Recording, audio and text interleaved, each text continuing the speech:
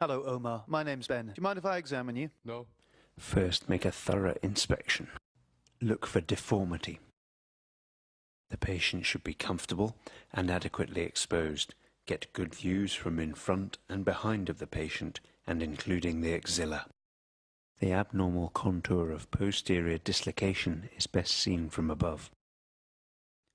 Is there evidence of swelling or muscle wasting? And consider the size and position of the scapula. I'll ask you to stand up and lean against the wall for me, please. Asking the patient to press against a wall can elicit winging of the scapula, a sign of paralysis of the nerve to serratus anterior. Remain standing. Palpate along the clavicle from the sternoclavicular joint to the acromioclavicular joint. Let me know if it's uncomfortable at any stage. Clavicular fractures and acromioclavicular joint injuries are accompanied by deformity and local tenderness. Also palpate the acromion, the coracoid process, and the scapular spine.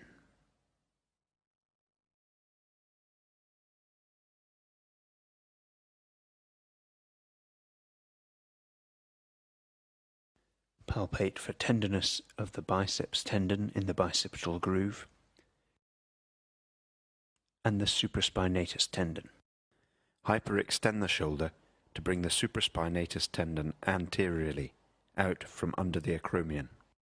The next two screening tests of shoulder movement are best seen from behind. Can you put both of your hands behind your head, please? This tests abduction and external rotation. And now reach behind your back and reach up as far as you can between your shoulder blades with your hands. Testing internal rotation. Proceed with full examination of the shoulder if you have found pain, swelling, or limitation of these movements. Now can you bring your shoulder forward like that? Ask the patient to demonstrate range of motion in high flexion. as it will go, and back down to your side, and back up the way, like that. And then extension and abduction observed from behind. And back down to your side.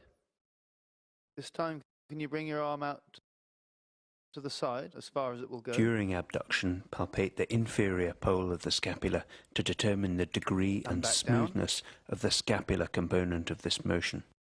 Measure shoulder rotation with the arm adducted and the elbow flexed. Now with your arm by your side like that, can you move it out to the side? External rotation. And now reach behind your back, and again reach up as high as you can with your thumb. Internal rotation is expressed as the highest spinous process that the patient can reach with the thumb. Now, Omar, can you bring your arms up to the side like that for me? Hold them there and don't let me push them down. Assess the ability of deltoid to abduct against resistance, comparing left with right. Also check the patient's ability to initiate abduction against resistance with the arm down at the side.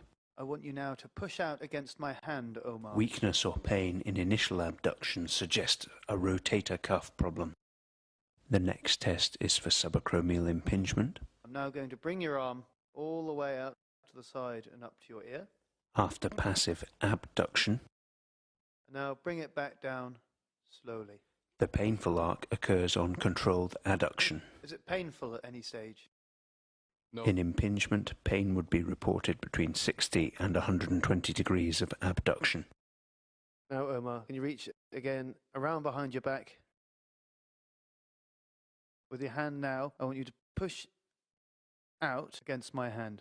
In this position, subscapularis is isolated as the only muscle contributing to internal rotation. Relax. Next, we test the external rotators, infraspinatus and teres minor, with the arm adducted. Just flex your elbow up and bring your arm out. Now push out against my hand as hard as you can. With the shoulder adducted and in 30 degrees of flexion, the contribution of deltoid is limited. Thank you very much.